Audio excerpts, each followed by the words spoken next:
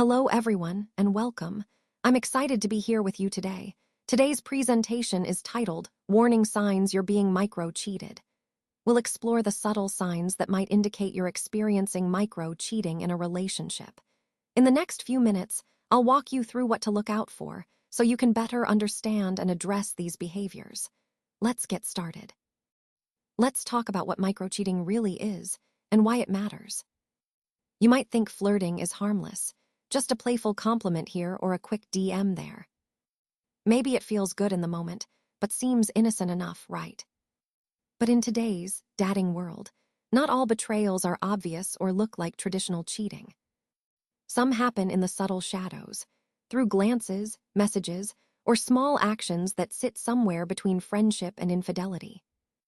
This gray area has a name, micro-cheating. It might not involve physical intimacy, but it involves emotional energy, secrecy, and unmet needs.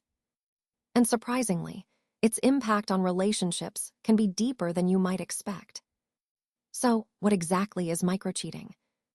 Psychologists define it as seeking emotional, romantic, or even physical validation outside your relationship in small, subtle ways. These are behaviors that seem innocent on the surface, but carry an emotional charge. For example, texting an old flame to catch up, or keeping someone a secret from your partner. Or flirting just enough to feel noticed, but not enough to feel guilty. It can also include maintaining emotional intimacy with someone who isn't your partner. Micro-cheating thrives in ambiguity. It's not technically wrong, but it's not fully right either. And that's what makes it so tricky. These behaviors can easily slip under the radar, but still affect your relationship deeply. Let's talk about one of the major signs of micro-cheating, seeking validation from someone else. Imagine you're at a social event, someone compliments you, and suddenly you feel a little spark of excitement. You might linger a bit longer in that conversation, maybe even leave out the fact that you're in a relationship. It feels good to get that attention, and sometimes you might even crave it. Now, was that innocent? Maybe, but it could also be a sign that something is happening beneath the surface. Micro-cheating often starts with these small, subtle desires, the need to feel noticed, admired, or wanted outside your relationship. The most important thing to focus on here is intention. If you're actively seeking validation from someone else, it's worth asking yourself what need isn't being met internally or within your relationship. This pattern can reveal a lot about underlying issues, and recognizing it early can help you address it before it affects your relationship more deeply. Let's talk about how innocent interactions can actually make you feel guilty. One of the clearest signs of this is guilt itself. Because micro-cheating doesn't involve physical betrayal, it's easy to tell yourself, it's just a joke, or we're only friends, or even nothing actually happened. These rationalizations can make us feel better about the behavior, but the truth is, emotional energy is a limited resource. When you invest that energy in someone else, whether through flirty messages, secret chats, or frequent emotional exchanges, it can create subtle cracks in trust. Even small actions like these can plant a seed of doubt in your partner's mind. If they notice you're excited about someone else or find hidden messages, it can lead to feelings of insecurity or suspicion. Sometimes, these emotional betrayals can hurt even more than physical ones because they target the emotional connection we have with our partner. So, it's important to recognize that these seemingly harmless interactions can have a bigger impact on trust and feelings than we might initially realize.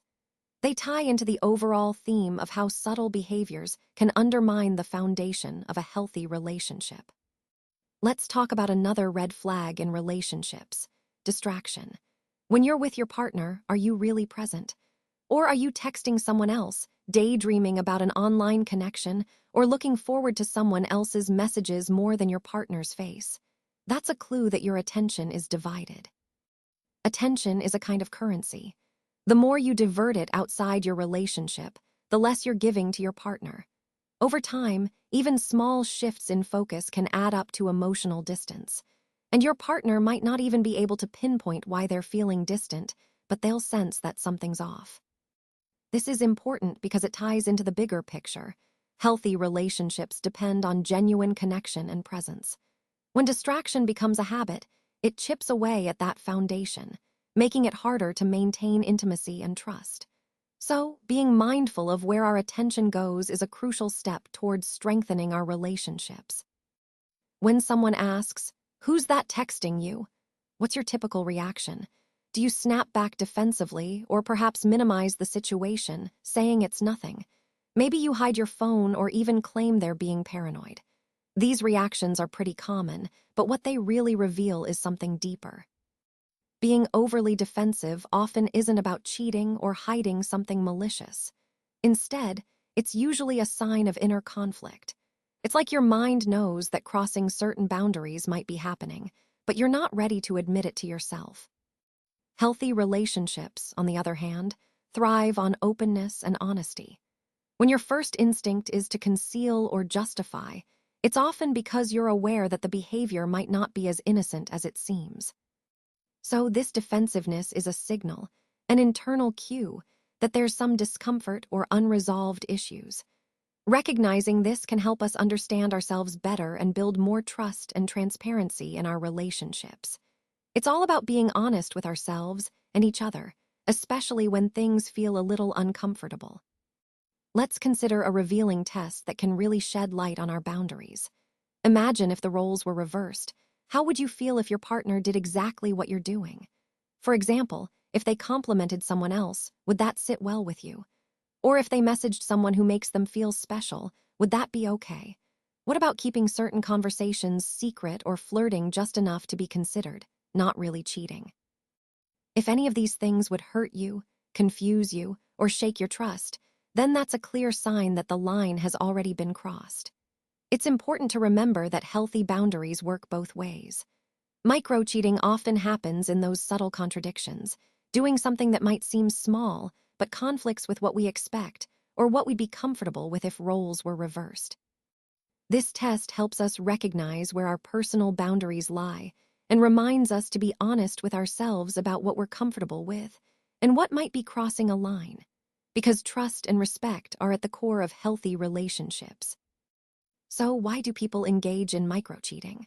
Well, it's important to understand that micro-cheating doesn't necessarily mean someone is unhappy in their relationship. Often, it's more about emotional needs or internal struggles. For example, some might crave validation. They want to feel admired or desired, even if they're not consciously seeking a full-blown affair. Others might be feeling bored or stuck in a routine, and they seek a bit of novelty or excitement through small flirtations or interactions. Insecurity is another big factor. People often seek reassurance from multiple sources to boost their self-esteem. Some individuals test boundaries. They flirt with danger without really meaning to cheat, just to see how far they can go. And for many, micro-cheating is like having their cake and eating it too. They enjoy the ego boost and the feeling of being desired, while avoiding the serious risks that come with a full affair. In essence, micro-cheating often reflects deeper emotional gaps and can serve as a way for someone to get their needs met without fully crossing the line. It's a complex behavior that ties back to the overall theme of understanding what drives our actions in relationships. So what do we do now? How do we address micro-cheating? Well, it all starts with self-awareness. If you feel tempted to micro-cheat, ask yourself, what am I really seeking? Is this about the other person, or is it about something missing in my own life or in my relationship? Being honest with yourself is the first step. Next, it's crucial to be honest with your partner. Open communication can prevent those gray areas from turning into bigger problems down the line. Talk about your needs, insecurities, or emotional voids before you look elsewhere to fill them. Transparency helps build trust and understanding. Another key point is setting clear boundaries together.